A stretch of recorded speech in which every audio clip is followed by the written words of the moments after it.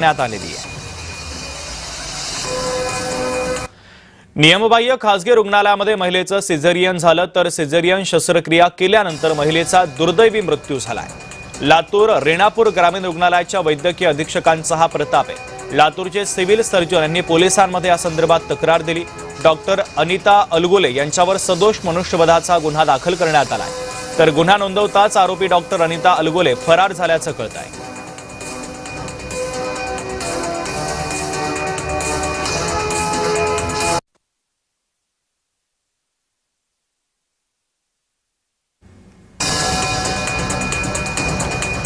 तर सिझेरियन केल्यानंतर महिलेचा दुर्दैवी मृत्यू झाला होता। त्यानंतर डॉक्टरवर सदोष मनुष्यवधाचा गुन्हा दाखल करण्यात आला, मात्र महिला डॉक्टर फरार आहे।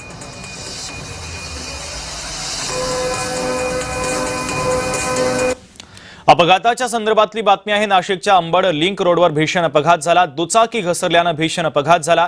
ट्रकच्या चाकाखाली आल्या